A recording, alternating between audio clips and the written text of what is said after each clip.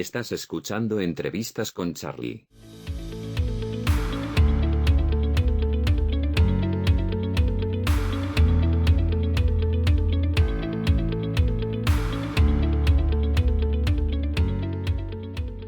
Vale, pues si te pareces vamos a empezar. Vale, yo quiero presentarte primero, ¿vale? Porque te llamas Norma Camero Reno, eres activista y también eres abogada, pero quiero que te presentes Sí, más allá del nombre y de tu carrera profesional. Vale, por ejemplo, aparte de ser abogada, tú también has sido activista. sí, tengo muchos años en la actividad comunitaria y en la actividad política. Claro, pero ¿qué tipo de activismo has hecho tú? Yo he hecho activismo por los derechos humanos, sobre todo con la problemática de Venezuela, los problemas que se han presentado con los venezolanos en todas partes del mundo. Entonces yo específicamente he trabajado en Estados Unidos y directamente con Venezuela, tratando de ayudar lo más que pueda a los venezolanos, pues, en el mundo, pero Claro, más en Estados Unidos con relación a la política. claro, porque tú eres abogada y tú ¿dónde estudiaste? Yo estudié originalmente en Venezuela, en la Universidad Santa María, y mi maestría la hice en la Universidad de Stetson, aquí en Gulfport. Hice una maestría en Derecho Internacional y Negocios Internacionales. Después hice un curso en España, específicamente en Granada, en la Universidad de Granada, de Política Internacional. Pero mi trabajo siempre ha sido voluntario, siempre ha sido en pro de la comunidad. No tengo muchos años que no trabajo como abogado, porque lo que hago es en actividad comunitaria, específicamente, y sobre todo con la problemática en Venezuela, que fue lo que me llevó a tratar de buscar ayuda específicamente en el Congreso de Estados Unidos. Entonces mi trabajo siempre ha sido comunitario, de voluntariado, para tratar de ayudar a aquellos que más lo necesitan y que no tienen el alcance, no tienen la forma de cómo llegar hasta donde yo lo puedo hacer. Entonces trato de ayudarlos en esa medida, pues en la medida de mis posibilidades. Y hasta ahora eso es lo que he hecho. Ahora estoy un poco más retirada del ámbito político porque acaban de pasar las elecciones en Estados Unidos y dije que me voy a tomar un break. No voy a seguir trabajando tan duro como estaba antes. Ahora voy a descansar para volver a la lucha, pues, sobre todo de mi patria Venezuela. Claro. Has dicho que entonces te fuiste a Estados Unidos a terminar la carrera, ¿no? Yo vivo en Estados Unidos hace 40 años. Entonces yo hice mi Vale, doctorado, mi maestría. claro. Y tú además tienes una asociación. Bueno, he tenido varias. Yo siempre trato de buscar la forma de cómo podemos ayudar en una forma más directa con las personas que necesitan, con los venezolanos, y cualquier otra nacionalidad, porque he trabajado con muchas nacionalidades como la cubana y los nicaragüenses, que hasta cierto punto pues hemos estado ligados precisamente por la misma problemática que hay en Venezuela. Pero mi trabajo más que todo ha sido a nivel comunitario en Tampa, donde yo vivo en el condado de Hillsborough, pero con los latinos de todas las nacionalidades. Y a nivel de Congreso y a nivel político, tratando de buscar ayuda para los venezolanos y los cubanos, porque como sabemos todos, es una misma causa, es una misma lucha. Entonces hemos estado trabajando juntos para ser más efectivos y llegar pues a ver si conseguimos una buena salida para estos países. Vale. Pues tema Venezuela, ¿vale? Yo sé que tú eres un activista, sobre todo con el tema de Venezuela. Tú misma lo has dicho, también naciste allí en Venezuela, eres venezolana. ¿Qué pasa en Venezuela actualmente? Bueno, tú sabes que hace 21 años Hugo Chávez ganó las elecciones en Venezuela y Sí, se posesionó del poder como un demócrata, como la gente que votó por él como como un demócrata que Un iba a momento, luchar por la justicia social claro, y después se ¿podrías? transformó, perdón, Sí, sí, te quería sí, comentar que, claro, ya que has hablado de Hugo Chávez, ¿podrías decirnos un sí. poco quién es Hugo Chávez para quien no lo conozca? Hugo Chávez es un militar que en un momento determinado, hace 21 años atrás, se alzó para tumbar eh, al presidente que estaba en ese momento, para tumbar y hacer un coup d'etat, y fracasó. Estuvo preso y luego le dieron, lo dejaron libre, y después que lo dejaron libre, él se lanzó como candidato y ganó las elecciones. Pero siempre ha sido un hombre con tendencias revolucionarias, aunque se presentó como un demócrata, que iba a luchar por la justicia social. Esa palabra es muy importante que la tengan en su vocabulario para que reconozcan lo que es el socialismo y lo que es el comunismo. Cuando se habla de justicia social, ya ustedes saben que la tendencia es de izquierda. Entonces él siempre hablaba de su justicia social, pero como demócrata, que él era un demócrata, no tenía nada que ver con el socialismo, y así lo vendió a la gente y votaron por él. A partir de allí, pues se posesionó de una forma tal, cambió la constitución, como hacen los buenos comunistas, cambió la constitución para perpetuarse en el poder, luego se enfermó, nombró a Maduro como su sucesor, se murió y Maduro ha continuado en el poder hasta hoy. Por la constitución, en la forma que le hicieron su enmienda y su reforma, de una forma tal que el presidente que estaba en ese momento podía perpetuarse, podía seguir reeligiéndose. Y hasta ahora tenemos ya no es una democracia, como saben, ni siquiera ya es un socialismo, ya es una tiranía, y no hay forma de sacar a este señor del poder, a pesar de que hay otro gobierno legítimo, que es el presidente encargado, Juan Guaidó. No ha habido forma, pues, de que pueda ejercer de presidente, porque el tirano sigue en el poder. Nicolás Maduro todavía está allí y no hay forma, porque maneja a los militares, y para estar en el poder tienes que tener el poder militar, si no, no vas a poder nunca cumplir con el cometido, pues, que es ser presidente de un país. Y el presidente encargado no va a lograr llegar a hacer su trabajo. Yo no creo que salga Nicolás Maduro en estos momentos, sobre todo ahora que tenemos un gobierno de centro izquierda en Estados Unidos, que le da apoyo a Maduro. Así que apoyo entre comillas, porque no lo dice, pero sí actúa de esa forma. Entonces es muy difícil que Maduro salga del poder, y es muy difícil que los venezolanos puedan recobrar su libertad y su democracia. Claro, tú has dicho también que la Constitución de Venezuela permitía, bueno, ha desembocado también en lo que Venezuela es hoy. Yo te quiero preguntar sobre la Constitución de Estados Unidos, porque tú sabes que en Estados Unidos hay contrapesos para los poderes, cosa que en Venezuela Claro. no sé si existe. Ya no existe. En Venezuela teníamos separación total de poderes hasta que llegó Hugo Chávez, hizo su reforma, creó una nueva constitución. En vez de reformar, hizo una nueva constitución que lo perpetuaba en el poder, y que el poder central estaba en el poder ejecutivo, y todos los demás poderes se adherían a ese poder ejecutivo.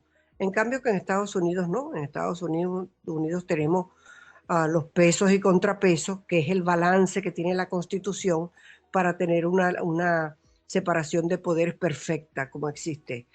Por eso es que el que llega al poder tiene que llegar como un demócrata, tiene que adherirse a lo que dice la Constitución, y luego pues intentará hacer lo que vaya a hacer.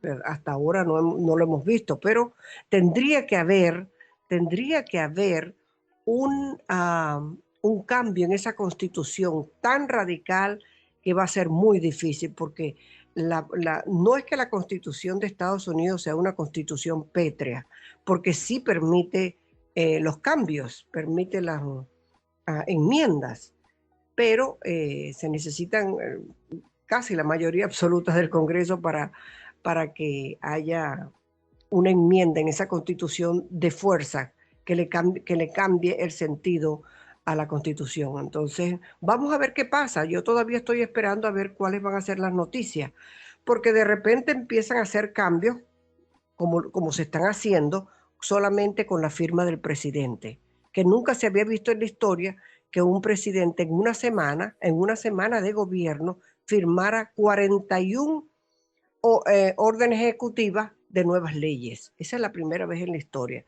Entonces estamos un poquito a la defensiva y un poquito con miedo de qué es lo que se avecina, porque firmando 41 leyes, firmando en una semana nada más por el presidente, deja mucho que desear, es bastante Claro, peligroso. Así que tenemos que esperar. ¿Perdón? Te refieres a Biden. Sí, sí, claro. Sí, claro. Claro. Hace poco, además, bueno, fue noticia cómo Biden bombardeó Siria también, pero lo hizo sin autorización, creo que fue del órgano legislativo, ¿no? Él lo puede hacer. El lo puede presidente hacer. puede declarar la guerra. Sí, él puede declarar la guerra por 3 meses. Es su potestad como presidente, está en la Constitución, y luego de eso sí necesita el permiso del Congreso para extender esa guerra.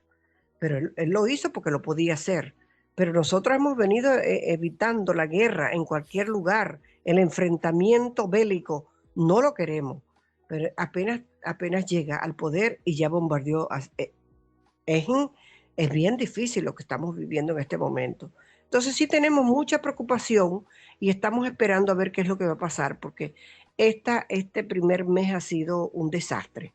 Esperemos pues que haya un control o que a pesar de que él tiene el Congreso a su favor, esperemos que ese Congreso tenga un buen sentido común para no dejarlo hacer lo que él quiera, porque él tiene mayoría tanto en la Cámara de Representantes como en la Cámara del Senado.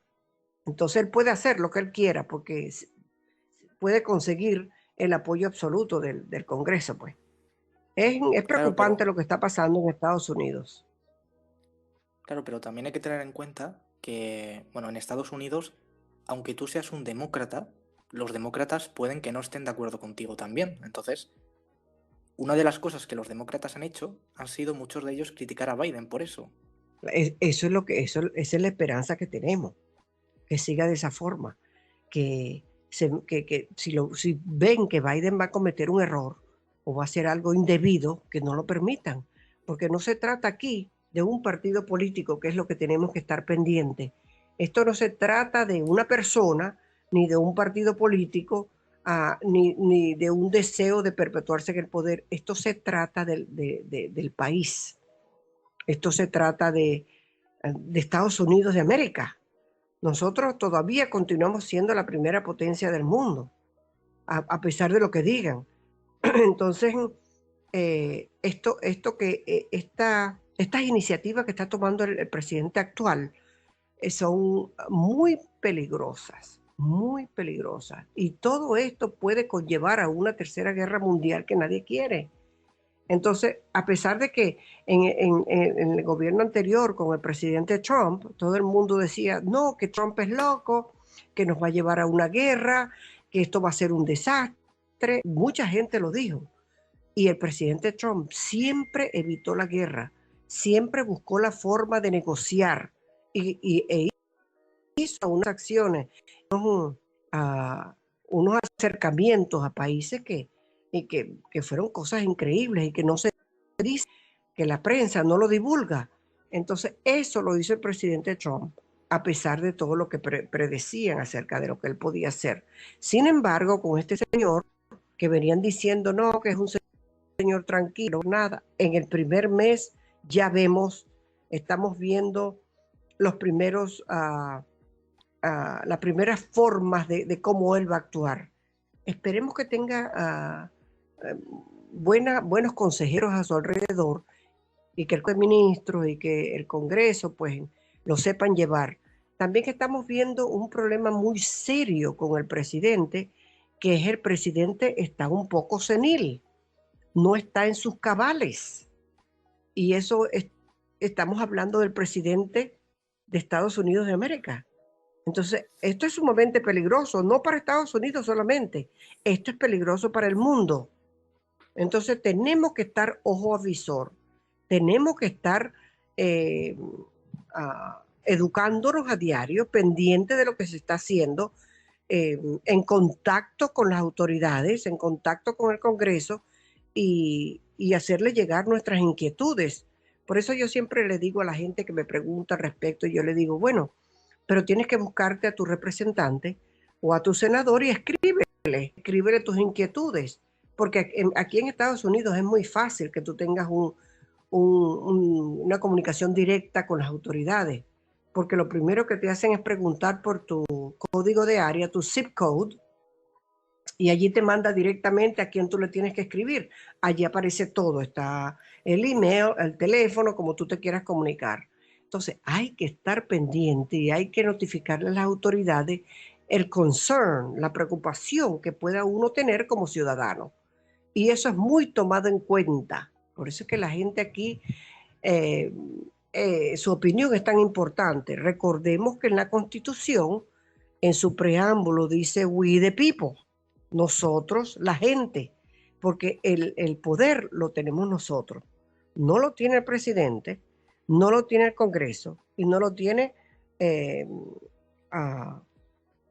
no lo tiene nadie, sino la gente.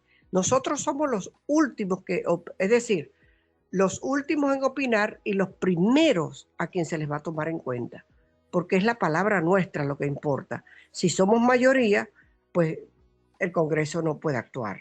El Congreso tiene que escuchar a la gente. Lo que pasa es que muchas veces hablamos, pero no actuamos. Entonces lo importante aquí es mantenerse siempre a la expectativa en comunicación directa con las autoridades que te representan. Claro, tú has dicho que en la Constitución lo primero que ves es lo de We the People. Eso es verdad, tú puedes ir a la Constitución que está pública y puedes verlo y está ahí. Pero claro, entonces, Estados Unidos, ¿cómo asegura que realmente el poder lo tenga la gente? Porque esto se hace a través de representantes políticos. Fíjate, cuando se va a hacer una ley, siempre aparece, ¿verdad? Le hacen la publicación a la ley para que la gente se entere. Nosotros hemos parado muchas leyes porque nos ponemos de acuerdo y decimos, vamos nosotros a llamar a nuestros representantes para que aboguen a favor nuestro, que nosotros no estamos de acuerdo con esto. Entonces hacemos, ¿verdad?, las reuniones, contactamos a nuestros representantes, a nuestros senadores, le enviamos la comunicación, tomamos firmas y eso se le hace llegar al Congreso. Entonces la gente no está de acuerdo. Bueno, entonces esa ley no va a pasar porque la gente no está de acuerdo. El problema que tenemos ahorita es ese poquito de poder que tiene el presidente, que en un momento puede ser mucho porque puede declarar la guerra, pero no es mucho el poder. Son ciertas áreas donde él puede actuar. Pero eso nos puede traer problemas porque allí nosotros no podemos opinar. Allí el presidente toma su iniciativa y lo hace, y nosotros no podemos opinar. En cambio, que si un representante en la Cámara de Representantes se presenta una ley, allí nosotros podemos actuar, porque nosotros tenemos el contacto directo con nuestros representantes. Pero ¿cómo hacemos con el presidente cuando salga a relucir algo en lo que él tenga autoridad y nosotros no podamos decir nada, ni el Congreso pueda decir nada? Ese es el temor que hay. No es el temor a que vayan a pasar una ley, aunque ya vimos que se pasó una ley a medianoche. Regularmente los socialistas trabajan a medianoche y nosotros ni nos enteramos de esa ley, que todavía estoy leyéndola porque es una ley muy, muy, muy larga. Pero tiene muchas páginas para leer. Pero ese contacto directo no se puede perder. Y nosotros, si no nos escuchan, si se van por el otro lado, es decir, hacer leyes a medianoche sin participarle al pueblo, sino tomando las decisiones, claro, porque como tienen las dos cámaras, pueden pasarla en la Cámara de Representantes, inmediatamente sube al Congreso, y el Congreso se la pasa al presidente, y el presidente la firma, y ya es ley.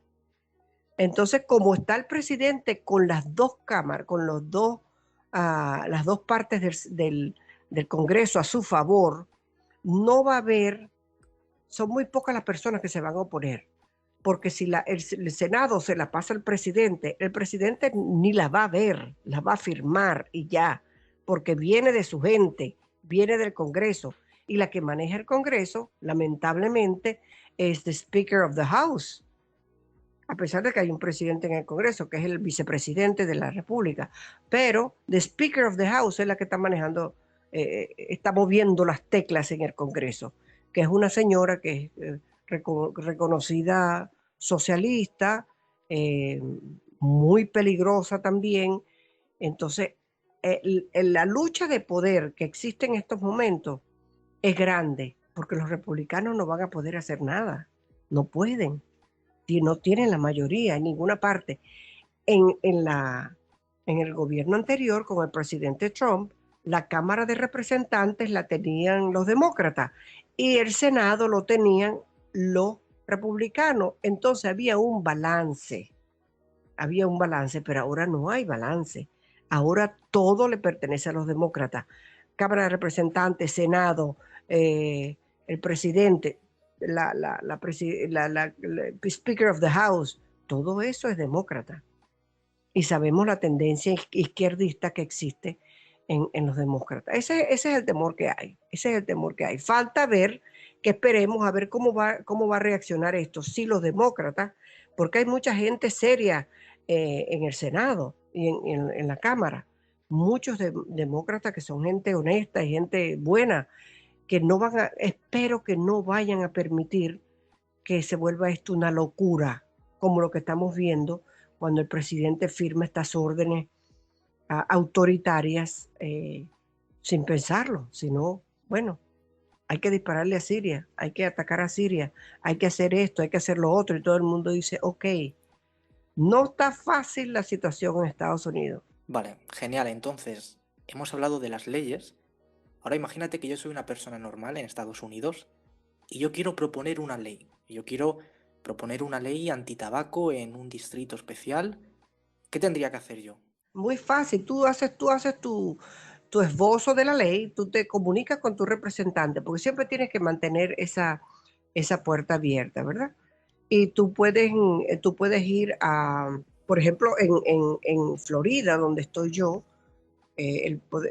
podemos ir al Poder Legislativo que está en Tallahassee y podemos hacer la presentación de esa ley, o podemos decirle a nuestro representante que por favor nos apoye con esta ley. Si el representante dice, oh, me parece muy buena idea, déjame que yo la presente, el representante la presenta por ti. Y si consigue los votos en la Cámara de Representantes, bueno, ahí tienes tú la ley.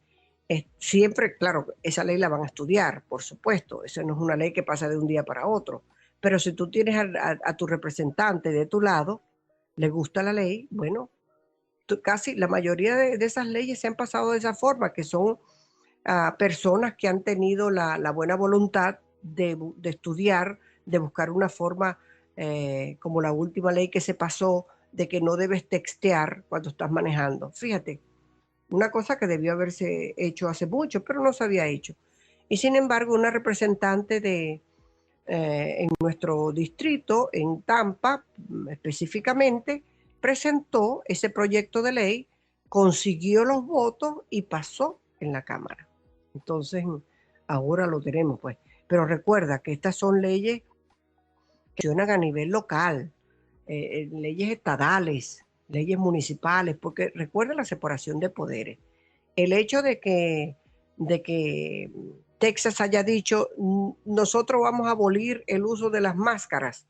Muy bien, se votó con el Poder Legislativo, se votó y pasó la ley y ya no tienen que usar máscaras. Pero eso no afecta para lo que nosotros estamos haciendo en el condado de Hillsborough, porque estamos separados. Es decir, en el estado de Florida, el que puede decir eso es el gobernador, y el gobernador no lo ha dicho. Entonces nosotros seguimos utilizando máscaras. Aun cuando el gobernador lo diga mañana, vamos a abolir el uso de las máscaras. En mi ciudad, en Tampa, la alcaldesa puede decir, bueno, señor gobernador, muy bien, estoy de acuerdo con usted, pero no lo vamos a hacer aquí en nuestra ciudad. Aquí en nuestra ciudad vamos a seguir utilizando las máscaras y las tenemos que seguir utilizando, porque hay una separación de poderes. Ningún poder tiene más poder que otro. Hay un balance, ¿me entiendes? Entonces, mi ciudad no me la pueden tocar. El único que me puede tocar mi ciudad es el gobierno federal y tiene que negociar conmigo. No es que el gobierno federal va a decir, mira, yo necesito quitarte la mitad de Tampa porque voy a hacer un sistema de carreteras o un pase de un tren por algún lado. Ellos no pueden hacer eso. Lo pueden proponer y tienen que negociar con nosotros a ver si nosotros aceptamos. ¿Por qué? Porque tiene que respetar la separación de poderes, que es lo que nos garantiza nuestra Constitución. Es Claro, bastante complicado, sobre todo cuando tratan de la cláusula de comercio. Ellos siempre utilizan, los federales, pues el gobierno federal siempre utiliza la cláusula de comercio, que es, bueno, yo lo estoy haciendo por el bien de todos. Y si tú me impides eso, le estás impidiendo a la gente que tenga acceso a eso. Entonces siempre utilizan esa cláusula, pero nosotros negociamos y hay veces que decimos, bueno, vamos a hacer esto, pero me vas a tener que dar esto otro. Y se hace una negociación para llegar a un final feliz, de que los federales puedan hacer lo que tienen pensado y que nosotros podamos conseguir algo de esa negociación. claro, aquí en España, por ejemplo, el sistema es muy distinto porque aquí los representantes se eligen a través de listas y las listas son cerradas, las hacen los partidos políticos. Los partidos políticos meten ahí a amigos suyos, a un montón de personas Qué que terrible, luego, eso me parece terrible, ¿verdad? No me parece justo, claro, además porque, ajá, es el mismo sistema que tenía, si no mal recuerdo, Venezuela, primero en la Constitución, o sea, en la Constitución de lo tenía, 1961 sí, y correcto. creo que después también. Sí, todo lo manejan los partidos políticos. Lo que pasa es que en Venezuela hay un solo partido político ahora. Todo lo demás que tú veas que se llama partido político no es tal, porque inclusive lo último que se hizo en Venezuela es conseguir que esos partidos políticos tengan un representante o un presidente que sea adepto a- al gobierno o al régimen federal. Entonces ya no puedes confiar en ningún político cuando te dice, bueno, yo creo que sí debemos ir a elecciones y debemos incluir al régimen. Entonces, pero bueno, si lo vas a incluir, estás reconociendo. Y lo que estamos buscando es que siga siendo un régimen tirano, no que le dé la potestad de ser un gobierno. Para los venezolanos, que es la gente la que manda, no es un gobierno, es una tiranía, es un régimen. Entonces, no lo reconozcas. Si te vas a votaciones con ellos, estás reconociendo a un régimen y te estás diciendo, sí, ese régimen es el presidente de la República y es el que gobierna Venezuela. Entonces, cuando dice elecciones de buenas a primeras, lo primero que tienes que hacer es hacer los cambios. No lo puedes hacer porque esos cambios controla el régimen. Entonces, ¿cómo te vas a ir a elecciones con un régimen? Tiene un Consejo Nacional Electoral que ha electo al señor Maduro por tantos años, que cuando sabemos que inclusive las máquinas que han utilizado las compró Hugo Chávez, que fueron las máquinas que se utilizaron en estas últimas Estados Unidos. Entonces, estamos hablando de que hay un problema. No es fácil. Cuando yo escucho a Juan Guaidó, cuando escucho a alguno de la mal llamada oposición, porque no es tal, que alguien diga, mira, no, pero sí, estamos luchando por ir a elecciones. Señores, por favor, ustedes fueron electos por el pueblo, porque el único que ha sido electo por el pueblo es el poder legislativo en Venezuela. Casi 14 millones de personas votaron para que tuviéramos esa asamblea general, que es la única electa por el pueblo. La otra asamblea del régimen la hizo Maduro con el dedo. Llamó a sus amigotes y los pensó, pero esa no es nuestra asamblea.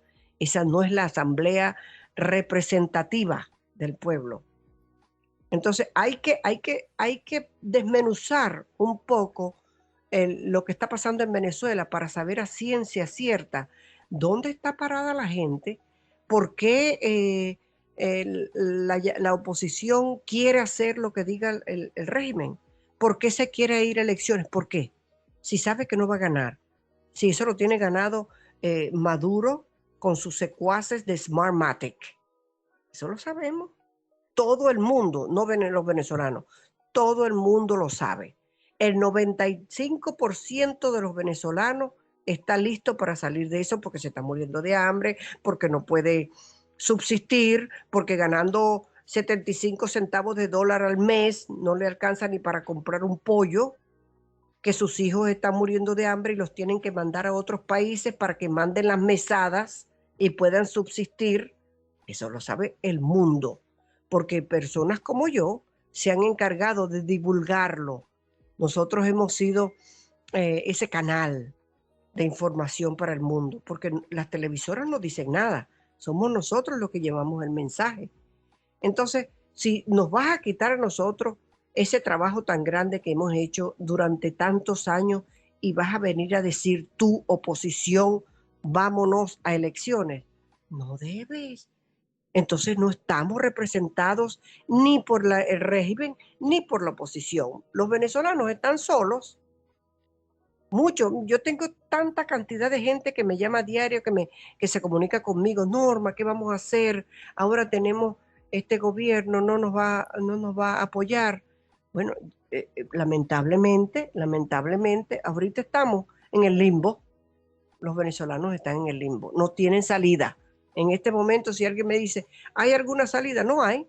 Antes yo decía, bueno, es probable que este segundo mandato del presidente Trump pueda que envíe ayuda para Venezuela y podamos salir de esto.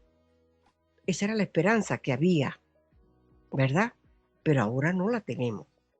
Ahora sí no tenemos salida por ningún lado. Entonces, es duro y es lastimoso y duele mucho hablar de la situación en Venezuela y sobre todo con relación a Estados Unidos en estos momentos. Así que, Claro, tú bueno, estabas ahí la esperando lucha hay un que poco seguirla. como... Sí, tú estabas ahí esperando un poco como que Estados Unidos ayudase a Venezuela, pero Estados Unidos con Trump ha sido muy para él, ¿no? Es decir, se ha desocupado un poco de las relaciones cara afuera, lo que se llama ser el padre de los demás países, y se ha centrado solo en su país. A mí me parece excelente. A mí, Sí, a mí también. cuando él dijo America First, ese fue el eslogan que yo necesitaba oír. Ya yo estaba cansada mira, nosotros tenemos nuestro país lleno de cualquier cantidad de gente buena, mala, terrible, de todo lo que tú te puedes imaginar. Y nosotros ayudamos a todo el mundo para que todo el mundo hable de nosotros mal y siga siendo enemigo nuestro, pero el dinero de nosotros sí les gusta, ¿verdad? Porque siempre cuando tienen un problema, ay, Estados Unidos, ayúdenos. Pero después que nos ayudan, ay, porque se quieren meter en todo y hacen esto. Entonces es una doble moral lo que hay en muchos países. Pero yo estaba cansada de eso y estaba cansada de las Naciones Unidas y estaba cansada de la OEA y estaba cansada de todas estas organizaciones que yo sé que las mantiene Estados Unidos. Porque mira tú a ver quién paga las cuentas de las Naciones Unidas, de toda esa cuerda de comunistas que están sentados en las Naciones Unidas. ¿Quién lo paga? Estados Unidos. Si Estados Unidos no paga y no les da una sede, no pueden subsistir, porque nadie paga, solamente se sientan a hablar tontería y bueno, y aprovecharse del dinero de los americanos. Esa es la realidad. Por eso que yo estaba tan molesta. Y cuando dijo America First, yo dije, wow, ¿será que podemos en algún momento volver a ser lo que era América? Tú eres joven y no conoces el pasado probablemente, sino por lectura, no lo viviste, pero yo sí. Cuando tú llegabas a Estados Unidos y era una maravilla y todo el mundo quería vivir aquí y este era el gran país de las oportunidades. porque existían, todavía existen, pero en menor índice. Entonces, ¿será que podemos volver a eso? Pero ya no, ya no. Eso que construyó el presidente Trump en 4 años, eso lo van a destruir, porque a la izquierda no le conviene, nunca le ha convenido. Nosotros siempre hemos tenido enemigos a nuestro alrededor y por fin la izquierda se ha posesionado. Nosotros siempre decíamos, este país nunca será socialista, porque nosotros tenemos una constitución muy fuerte, porque tenemos una separación de poderes muy fuerte, porque tenemos en la sangre de nosotros corre libertad. Esa palabra para nosotros es lo más grande que puede existir en la constitución, freedom. Y eso está en peligro en Estados Unidos. Entonces, ¿qué va a pasar con esto? Nadie lo sabe. Nadie lo sabe. Pero si esto sigue, esta corriente, ¿cómo va? Estados Unidos está en peligro y el mundo estará en peligro con él. Porque si cae Estados Unidos van a caer todos. Pero eso de que America First me parece maravilloso. Pero dentro de su America First, recuerda, ¿cuánto se invirtió en Venezuela? ¿Quién ha hecho lo que hizo el presidente Trump para ayudar a los venezolanos? ¿Con cuántas mentiras le llegó la oposición venezolana al presidente Trump para engañarlo? Para dinero, para ayuda humanitaria, para que pusieran los barcos en las costas venezolanas, para parar el tráfico de drogas, para parar el tráfico que había de Venezuela con Cuba, que a diario, nosotros lo sabíamos, que a diario salía un barco lleno de drogas. Eso lo sabíamos nosotros y teníamos las pruebas, pero nadie se había atrevido a hacer nada hasta que el presidente Trump dijo, hay que poner esos barcos en las costas venezolanas. ¿Sabes cuánto dinero cuesta eso? ¿Diario? Nadie se lo puede imaginar. Miles de millones de dólares. ¿Y quién paga eso? El gobierno de los Estados Unidos. Entonces, se hizo mucho. Se hizo mucho. Lamentablemente, el presidente Trump no tuvo ¿cómo se dice? El apoyo primero del Congreso, segundo de otros países, porque cuando él llegaba y hablaba con Colombia o hablaba con Brasil, que son los monstruos de Sudamérica, Brasil lo primero que le dijo, mira, yo te apoyo en todo lo que tú quieras, pero yo no me meto. Y lo mismo dijo Colombia, mira, arregla la base, mete lo que tú quieras aquí, pero no me cuentes conmigo porque yo no me voy a meter, yo no voy a lanzar ni mi gente, ni mis aviones, ni mi arsenal para luchar contra Venezuela, contra el régimen de Venezuela. Nadie se hizo meter porque la gente siempre le deja todo el peso a Estados Unidos. Entonces, es muy fácil decir, Maduro es un tirano, es un dictador, nadie lo quiere, está matando de hambre a su gente, no hay ni gasolina. Ajá, pero ¿quién actúa? El único que ha actuado es Estados Unidos. Entonces, esa doble moral es lo que tenía y tiene al pueblo americano cansado. Entonces, cuando se dijo America First, dije, bueno, vamos, ok, America First. Vamos a recuperar América primero y después vemos cómo ayudamos al vecino. Es como cuando tú tienes tu hogar y tú tienes que estar pendiente de lo que hay en tu nevera primero antes de irle a dar al vecino la comida de tus hijos. Alimenta a tus hijos primero y después ayudas al vecino. Eso era lo que nosotros queríamos. Lamentablemente, ahora se vuelve a revertir la tortilla, como decimos nosotros. Ahora ya se aprobó los miles de millones de dólares que se le van a dar a todos estos países. ¿Para qué? Para que sigan siendo enemigos nuestros, para que sigan diciendo que los americanos son malos y vienen a invadir y vienen a aprovecharse, pero estamos gastando nuestro dinero ayudando a todos estos países, mientras Estados Unidos se le está entregando a la gente $600 mensuales. Por favor, no mensuales, perdón. Ojalá fueran mensuales. $600 de vez en cuando. Entonces, es una doble moral que no tiene sentido para mí. Por eso es que tengo tanta decepción y por eso es que estoy retirada, se puede decir en estos momentos, esperando a ver qué es lo que va a pasar. Claro, tú además has hablado sobre que hace tiempo pues te viniste a Estados Unidos, además de muy joven, y que era algo distinto. Claro, ¿cómo es para un hispanohablante, cómo es Estados Unidos? Porque yo he escuchado también que hay mucho racismo respecto a los hispanos.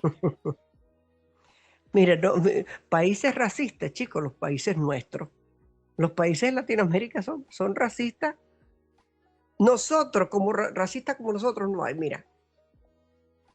Y eso a través de toda la historia hemos tenido ese racismo. Entonces lo que pasa, ¿sabes qué es lo que pasa en Estados Unidos? Que existe algo que se llama la media, los medios de comunicación. Y los medios de comunicación tienen fuente abierta, siempre la han tenido, para hablar lo que quieran y para decir lo que quieran.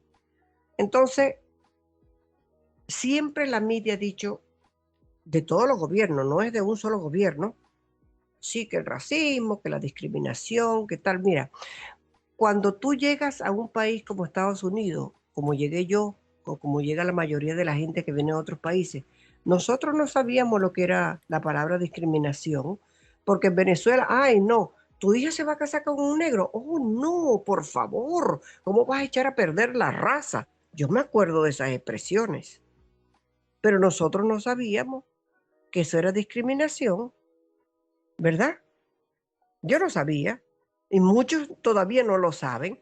Entonces, cuando llegan a Estados Unidos, te llega una cantidad de información que tú no conocías y empiezas a absorber todas esas cosas que te está llenando los medios de comunicación que siempre están luchando los unos con los otros a ver quién tiene el mayor rating. Qué es lo que qué es qué puedo hacer de populismo para que la gente me escuche. Entonces empiezan esas cosas o empiezan el problema de los gays, que no tengo nada contra ellos, me parece perfecto, cada quien hace con su vida lo que quiere, pero no, yo soy gay y yo tengo que tener todo lo que yo diga. A mí me tienen que aceptar aquí, a mí me tienen que dejar que yo adopte, a mí me tienen que dejar que yo me case, tienen que cambiar la constitución, tienen que cambiar todo por mí. ¿Me entiendes? Entonces empezó esa guerra y se le empezó a dar concesiones, demasiadas concesiones, a muchos de estos grupos, que en realidad no tenían por qué tenerlo, pues. Por qué lo tenían que tener si nosotros teníamos un sistema que funcionaba?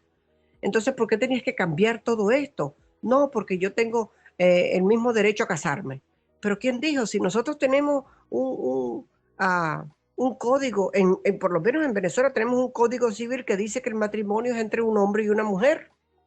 Entonces, ¿por qué te tenías que casar? Tú puedes tener tu pareja, claro, y puedes convivir con tu pareja y cambiar de pareja y hacer lo que quieras, me parece perfecto, pero ¿por qué tienes que tratar de cambiarle las leyes a tu favor? Todo eso siempre me pareció que era demasiada libertad, que ya no era libertad, sino era eh, un libertinaje. Entonces empezaron por esa información, discriminación, discriminación.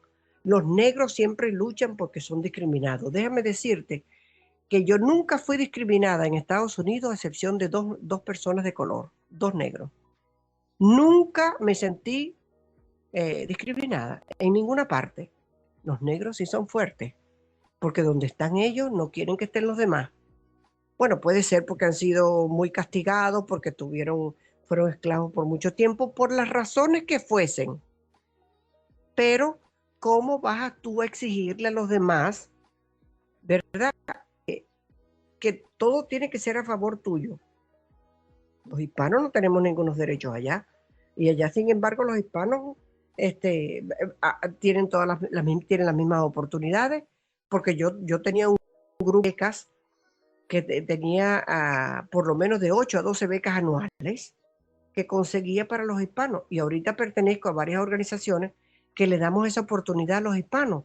¿Por qué? Porque son los que menos tienen. Los negros son los que más tienen y los hispanos son los que menos tienen. ¿Por qué? Porque nosotros no nos hemos adaptado. Nosotros llegamos y seguimos viviendo en nuestro pequeño mundo. Los venezolanos con los venezolanos, los colombianos con los colombianos, pero no nos integramos como sociedad americana. Y eso tenemos que hacerlo.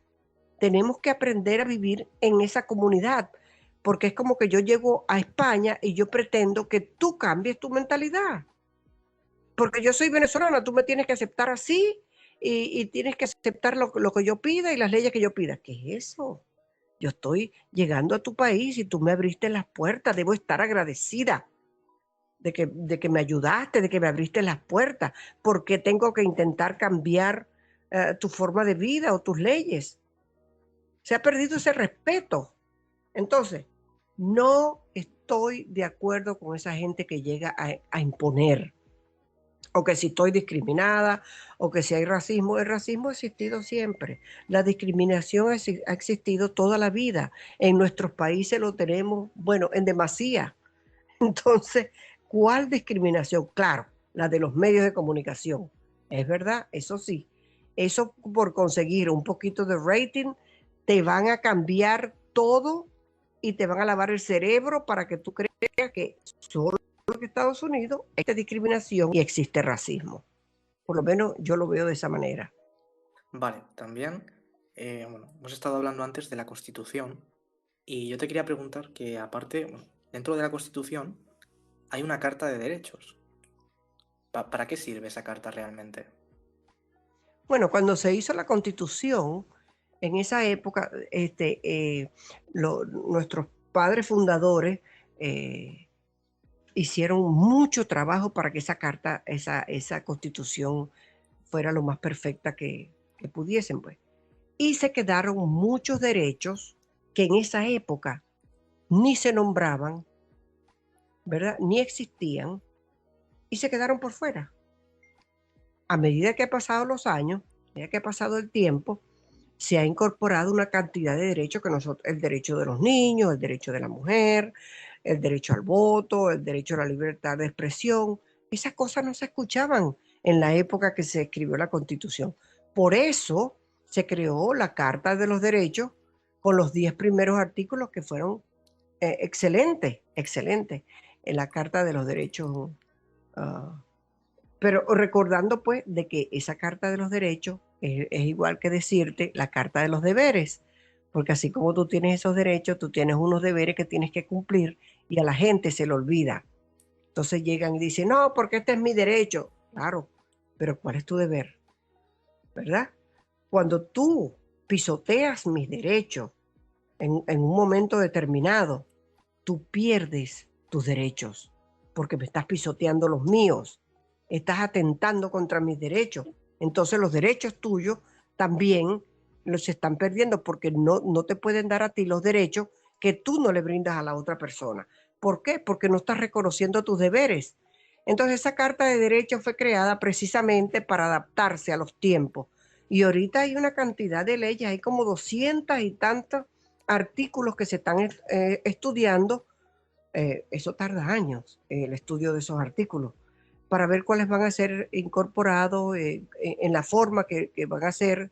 Hay que estudiarlos, hay que votar por ellos, tienen que pasar por el Congreso, tienen que pasar por el presidente antes de que se vayan a hacer un artículo que pueda ser anexado a la Constitución o a la Carta de Derechos. Claro, y también te quiero hablar sobre las elecciones de Estados Unidos, porque hemos hablado de Biden y de Trump, y hace poco además fueron las elecciones. Entonces te quiero preguntar, ¿cómo son las elecciones de Estados Unidos? Bueno, las elecciones es un tipo de elección que se estudió mucho,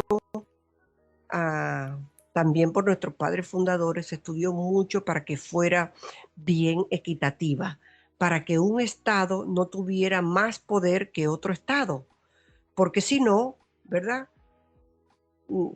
Iba a serlo David y Goliat, ¿verdad? Los grandes se iban a comer a los chiquitos. Los estados grandes se iban a comer a los pequeños. Entonces, bueno, se hizo ese tipo de votación que no es una votación directa, sino indirecta. Es decir, el pueblo no es el que elige, el pueblo vota, ¿verdad? Para elegir a los representantes que van a ir a votar en el momento determinado, pues, para elegir al presidente, que es el colegio el colegio electoral, el Electoral College. Esos son los que van a elegir al presidente en un momento determinado y regularmente van a votar, pues, en la misma forma que votó el pueblo. Si su estado votó a favor de un candidato, ellos van a votar a favor de ese candidato. Creo que han habido 2 o 3 veces en la historia que no ha sido así, que han habido representantes del Electoral College que no han votado como votó su estado, porque lo correcto es que voten en la forma que votó su estado. Pero bueno, ese es un tipo de elección indirecta que a mí me parece bastante balanceada, porque no se le da poder a más a uno que a otro. Todos tienen representantes, todos. Y fíjate, cuando dicen, que Florida es la decisiva para el que va a elegir al presidente. Y Florida no es la más grande. Los más grandes son California, Nueva York, estos sitios que son, ¿verdad? Bien poblados. Esos serían los que van a elegir. Sin embargo, dicen, el decisivo va a ser Florida. ¿Por qué? Bueno, porque la población de Florida ha cambiado muchísimo. Hay muchos negros y hay muchos hispanos. Entonces decían, entonces son los hispanos los que tienen el poder. Es probable que los hispanos sean los que eligen al presidente. Y fíjate cómo resultó. La mayoría de nuestros pueblos, te voy a hablar en relación a Venezuela. La mayoría de los venezolanos tienen una tendencia socialista. ¿Por qué? Porque se criaron en ella, porque todos los presidentes que han tenido son socialistas. Han habido 1 o 2 que han sido únicamente demócratas. Claro, que ellos se llaman socialdemócratas, pero sus tendencias son socialistas. Entonces esa mentalidad la tienen tan arraigada que creen que ese es el único tipo de gobierno que va a funcionar. Y sabemos que es el único que no va a funcionar, pero ya ellos lo tienen incrustado, lo tienen en su sangre y siguen apoyando al gobierno que sea más socialista. Entonces es triste ver esa situación de gente que sale de un país porque se está muriendo de hambre, porque no tiene dónde trabajar y se viene a un país libre, demócrata, a votar por un socialista. Entonces es triste ver esa situación. Entonces yo digo, Dios mío, ¿qué será? ¿Qué será lo que pasa en ese cerebro que todavía no termina de ver lo que realmente es el socialismo, como una plaga que te destruye todo lo que pase, lo que esté a su alcance? No lo han entendido, todavía siguen creyendo que esa justicia social va a llegar en algún momento. Nunca lo han hecho, nunca ha funcionado, pero ellos siguen en esa quimera todavía. Entonces, en esta conversación acerca de las votaciones de Estados Unidos, ha sido tan criticada porque es el pueblo el que debe elegir, y en realidad son los estados los que eligen, pues, los representantes de cada uno de esos estados los que eligen al presidente. Me parece que está bien porque es balanceado, saben que todos van a tener una representación, porque si en Estados Unidos vota Nueva York y vota California y votan 2 o 3 estados más, con 4 o 5 estados te eligen un presidente. Los demás no tienen nada que ver porque se van a quedar sin representación. Nunca van a tener la oportunidad de tener un presidente. En cambio, si todos tenemos la misma oportunidad, que es lo que en eso se basa el gobierno de Estados Unidos. Equal opportunity, oportunidad para todos. También, por ejemplo, imagínate que un representante no hace lo que su distrito le dice. ¿Qué consecuencias hay para ese representante? ¿O cómo puede ser a lo mejor disuelto o quitado de ese puesto? Un representante, si no cumple con lo cometido. Bueno, la Constitución misma te da los parámetros. Todo está escrito en la Constitución. Si el pueblo se queja, con el 10% de la firma de la población votante, tú puedes introducir una petición para que se haga una investigación si es que hay algún problema. Entonces, pues el Congreso se encargará de hacer las investigaciones, y si tienen que votarlo, pues se vota. Así se hizo en nuestro condado. Nosotros tuvimos un comisionado que era corrupto Y entonces se le descubrió todas las patrañas que había realizado y efectivamente el pueblo se volcó a protestar y lo sacaron inmediatamente y hubo una elección para suplir a esa persona. A pesar de que eso tiene un tiempo de expiración, no recuerdo exactamente cuánto tiempo es, si es en 2 términos que te dan de castigo y después puedes volver a lanzarte. Esta persona intentó lanzarse otra vez después de un cierto número de años y no lo logró, el pueblo no se lo permitió. Entonces, como te digo, la última palabra siempre la tiene el pueblo.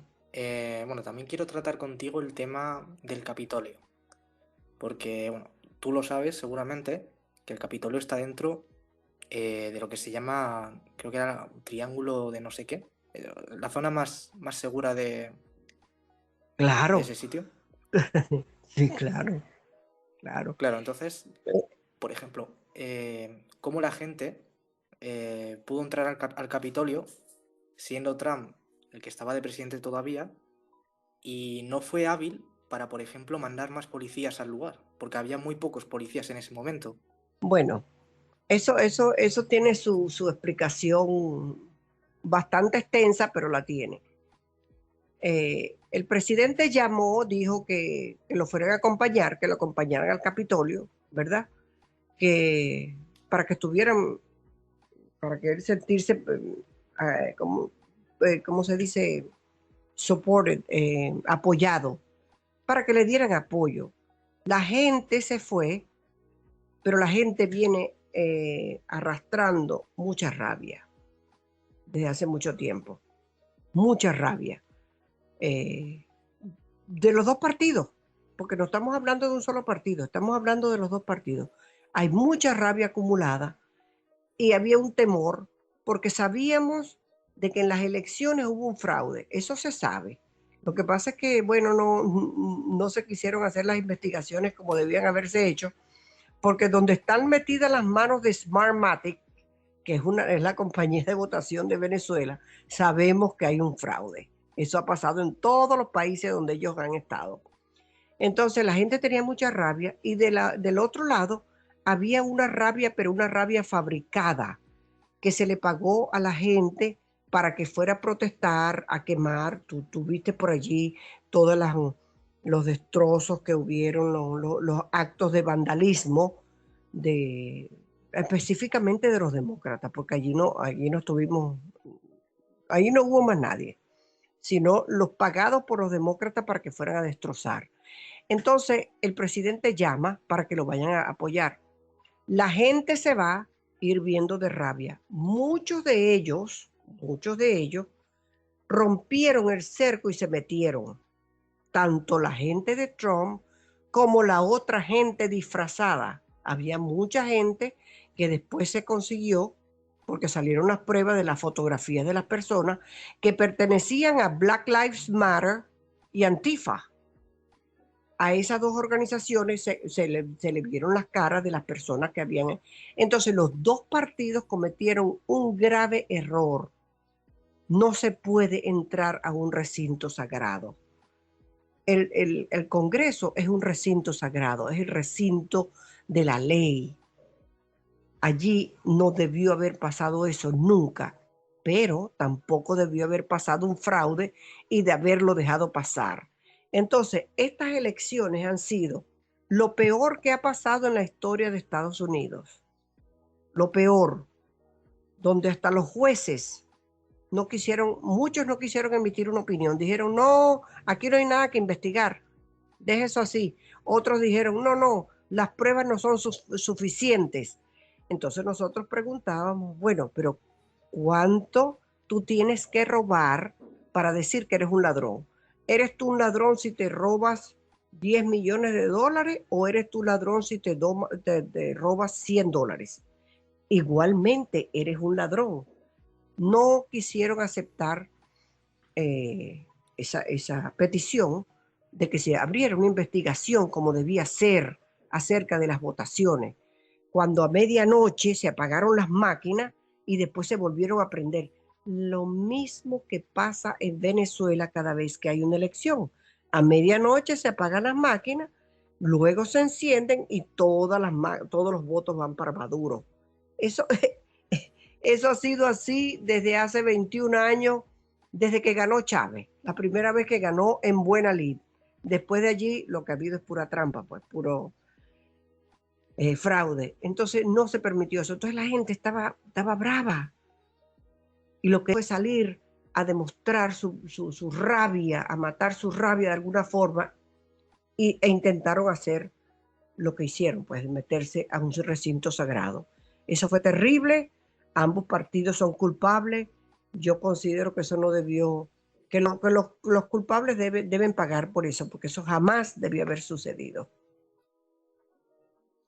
Vale, pues mira, si te parece, tenemos 4 preguntas, ¿vale? Así que las voy a poner, Ok. a ver qué dicen. Hostia, tienes la voz igualita a una tía mía, pero igualita, idéntica. Vale, esa fue una. Y vale. Bueno, le voy a dar Voy las gracias, gracias por eso. Vale, tú además has dicho, claro, has hablado de una supuesta corrupción. Entonces, yo te quiero preguntar cómo en un país como Estados Unidos se pueden amañar unas elecciones. En la misma forma que se hizo en Venezuela. Cuando tú tienes un equipo de máquinas, ¿por qué no siguieron haciendo los votos manuales? Cuando tú tienes un equipo de máquinas, de computadora, ¿verdad? Tú sabes que tú puedes hacer lo que tú quieras con esas computadoras, eso está probado. Y el software que se utilizó fue de Smartmatic. ¿Quién es Smartmatic? Smartmatic salió en Venezuela con dinero de Hugo Chávez y las votaciones se han hecho con esa máquina de Smartmatic. Siempre se apagan a medianoche, se encienden otra vez y todos los votos van a Maduro. Eso está probado hasta con uno de los dueños de Smartmatic que salió en una entrevista en televisión cuando lo emplazaron y le hicieron las preguntas y dijo, bueno, es que el fraude no ha sido mucho, solamente fue 1 millón de votos. ¡Wow! Entonces, él lo dijo en televisión, solamente fue 1 millón de votos, pero con 1 millón de votos, pues tú inclinas la balanza de un lado a otro. Entonces, lo que yo no entiendo es cómo es posible que se haya aceptado de que el software que se iba a utilizar en las votaciones en Estados Unidos pertenecieran a Smartmatic. Yo todavía eso, para mí, no tiene una respuesta valedera, porque eso se debió haber previsto desde el primer momento. Si van a utilizar las máquinas de Smartmatic para el software, ustedes saben que hay algo en ese trasfondo, algo ilegal. Y sin embargo lo hicieron. Todavía no sabemos la respuesta. ¿Por qué lo hicieron? Vale, y ahora, claro, a raíz de esto se habló mucho de Trump porque estuvo metido en juicios. ¿Qué ha pasado con los juicios de Trump? Bueno, ha salido bien de todos los juicios. Le hicieron 2, a él lo intentaron sacar de la primera vez que le hicieron ¿cómo se llama? Oh my gosh, se me fue. Cuando intentaron sacarlo del poder, que salió ileso, pues. No le lograron demostrar nada. Después lo volvieron a intentar, tampoco pudieron hacer nada. Los juicios, hay unos que están pendientes todavía y otros que han sido dismissed. Dismissed quiere decir que ya no tenían causa. No tenían causa y lo dejaron salir, como se dice, pues. Dismissed, no me acuerdo la palabra en español. Pero la mayoría de esos juicios, bueno, ya pasaron. Todavía están unos pendientes. Yo no creo que vaya a pasar nada. Están pendientes tanto de parte de Trump como de parte de sus enemigos, pues, de los que están intentando hacer algo en contra de él y en contra de la abogada que estuvo con él y de la gente que intentó demostrar que había un fraude. Todavía no se ha podido hacer absolutamente nada. Para mí, eso no va a llegar a ninguna parte. Están dejando que el tiempo pase. Mañana van a decir todos estos casos son dismissed y cada quien que se vaya a su casa y sigue Biden en el poder y esperar a ver qué pasa, a ver si a alguien se le ocurre tratar de sacar a Biden del poder, que yo creo que sería un problema mayor si tratan de sacarlo del poder por senil, porque no está en sus cabales, porque tiene demencia, que la tiene. El pobre señor está en... Pero si tratan de sacarlo, lo que tienen que pensar es quién va a quedar en el poder. Y la que va a quedar en el poder es Kamala Harris. Y es la persona más peligrosa que tienen los demócratas. Kamala Harris, aparte de Speaker of the House, que es una señora que es la que controla todo en el Congreso, ellas dos pueden destruir a Estados Unidos por completo. Son dos comunistas corruptas, comprobado, ¿verdad? Y bueno, habría que ver.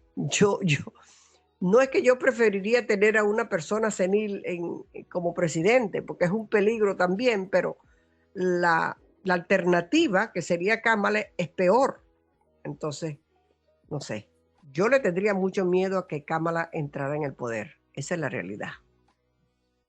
Además hay que decir que la cualidad que tiene que tener un presidente, la de un representante, por ejemplo, es la de ser fiel a su distrito. La de un presidente tendría que ser la de ser inteligente y hábil a la hora de gobernar. Claro. Y tú lo has visto, yo estoy seguro que tú lo has visto hablando cuando le hacen entrevistas. A él no le permiten que le hagan entrevistas ahorita. Le permiten decir 2 o 3 palabras y siempre tiene a Kamala Harris detrás de él y lo agarra por un brazo y se lo lleva, porque no le permiten hablar, porque él se pierde. Entonces te dice de repente, what am I doing here? ¿Qué estoy haciendo yo aquí? Perdido, Sí. perdido. Entonces es un problema. Imagínate que ese señor tiene los códigos para desatar una guerra nuclear. ¿Tú sabes lo que es eso? Que ese señor tenga esos códigos. Y si ese señor le entra un ataque de que no sabe qué es lo que está haciendo aquí, se pone a jugar con eso, ay, no sé. Es muy peligroso. Yo no me gusta ni siquiera pensar qué puede pasar. Espero que Claro, tenga gente comprometida y seria detrás de él. pero también los decretos que puede hacer el presidente también son aprobados, ¿verdad? Por la Cámara Legislativa. No. Él puede hacer su. No. A él lo puede entrar, él lo puede intentar parar. Pero recuerda, él tiene ciertas potestades que son de él, innatas de él. No necesita el Congreso. Si él quiere desatar la guerra, él la puede desatar cuando él quiera. Tiene 3 meses para hacerlo. Claro, pueden en ese momento, si lo nombran, si lo inhabilitan, pues no lo hace. Pero tendrían Claro, que y hacer su proceso. esto se podría cambiar a través de la Constitución, pero sí es verdad que los norteamericanos son muy arraigados a su Constitución y son muy de no tocarlas. Sí, pero no lo estamos hablando de los patriotas, estamos hablando de la gente que respeta la ley. Sí, pero digo Pero que... nosotros tenemos un grupo de gente en el Congreso que no son patriotas porque se venden hasta el mejor postor y hemos sabido de senadores y congresistas que han vendido información.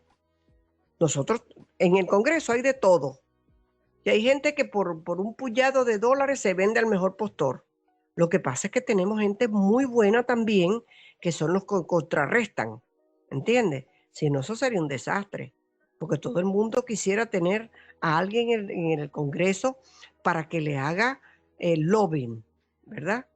Y lo compran, pues le pasan dinero. Mira, necesito que me hagas lobbying para yo hacer esta construcción. Entonces, eso es una mafia que tienen allí entre la gente que se vende, y después tienen los que contrarrestan, que son los que tratan de impedir pues que pasen estas cosas. Eso es una maraña que tienen en ese Congreso, pero hasta ahora ha funcionado porque siempre hay más buenos que malos. Entonces, pero ahora con este presidente, que tenemos un hijo del presidente que se vendió a China, entonces ese es un problema para nosotros. Él aceptó $82 millones de China. Entonces, eso es un problema para nosotros. Porque a pesar de que de repente el presidente no tenga nada que ver con eso, puede ser. Pero, ¿cómo sabemos? ¿Cómo tenemos la seguridad? Si ya sabemos que su hijo lo hizo, espero que no, el presidente no tenga nada que ver con esto, que bueno, haya sido un hijo malo que le salió, la oveja negra, o que puede pasar, pues. Siempre hay una oveja negra en la familia, pero espero que no, que él no esté involucrado, que no Vale, vaya a pasar tema un China. desastre aquí. Tú has tocado el tema China. Has Sí, dicho que, claro, Estados Unidos y China han estado muy peleados, ¿no? bueno, con Trump, pero ya eso pasó a la historia. Ya de ahora en adelante estoy segura que no habrá problemas con China. Estoy segura de que no habrá problemas con China. Pero nosotros seguimos pensando que esta desgracia que nos cayó en el mundo nos cayó por culpa de China y que de alguna forma debe pagar. Porque si tú haces tus experimentos y los estás lanzando al mundo o se te escapó, alguien debe asumir una responsabilidad. Tú sabes lo que ha sufrido la economía mundial, cuántos muertos, las muertes que han habido por culpa de este virus. Y ya eso se quedó callado, ya no se dice nada de China. Ahora le están comprando, bueno, Estados Unidos no todavía, pero le están comprando muchos países, le están comprando la vacuna, claro, y la vacuna de ellos es la menos efectiva. Solamente tiene un 33% de efectividad, mientras las otras tienen algo como 90% de efectividad. Y la gente, estos países como Venezuela le está comprando, eh, ¿cómo se llama? Vacuna. Y Perú, yo estoy ahorita en estos momentos en Perú visitando, y Perú está comprando las vacunas chinas, que son más caras y que solamente tienen un 33% de efectividad. Eso es una locura. Yo no sé qué le pasa a la gente en el Congreso. Bueno, tiene que ser que le están dando mucho dinero para que hagan esta transacción. Y el pueblo, pues que se muera. ¿Quién le importa? Porque a lo último que piensan es en el pueblo. Y esa es la tristeza.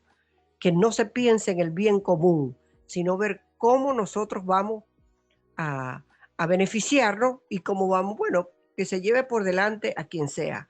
Por eso yo pienso que nosotros tenemos ya que elegir nuevos gobernantes, pero gente más joven, gente con nuevas ideas, gente que tenga principios, eh, que tengan ideales, porque los ideales se perdieron. Ya los viejos están tan, no debería hablar así, pero bueno, alguien tiene que decirlo.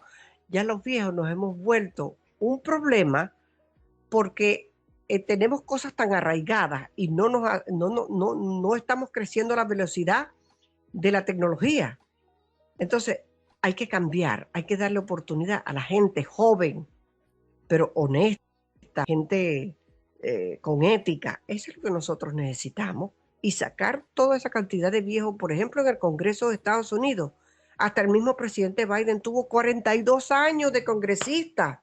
Por favor. La señora esa de Speaker of the House tiene como 40 años en el Congreso.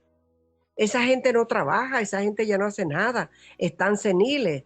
Lo importante es seguir en el poder. No, hay que darle oportunidad a la gente joven, con nuevas ideas, y que no tenga miedo, que se enfrente a las situaciones con gallardía, con ética, y que pueda resolver los problemas de una nación. A lo mejor es un sueño que yo tengo inalcanzable, pero por lo menos a uno le permiten soñar, pues, y ese es mi sueño. Vale.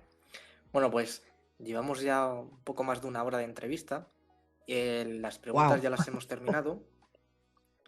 Vale, así que si la gente tiene alguna pregunta, pues puede preguntarte ahora. Y si no, pues la damos ya por finalizada. Claro que sí, encantada de haber estado contigo. Yo sé que tú eres una persona muy seria, que haces un gran trabajo. He leído tus artículos en las publicaciones que me has mandado y de verdad que te admiro mucho y ojalá que haya mucha gente que quiera hacer un cambio para bien, para el bien común, para la humanidad. Y gracias a los que estuvieron escuchándonos. con mucho cariño y mucha honestidad les habló para ustedes Norma Camero Reno. Gracias. Muchas gracias, Norma, porque eh, sabes que yo te encontré de casualidad, me gustó mucho el contenido que hacías y te seguí bastante en YouTube, además. Y bueno, para mí es un honor que hayas estado aquí hablando conmigo. Así, como no hay más preguntas, pues ya lo damos por finalizado.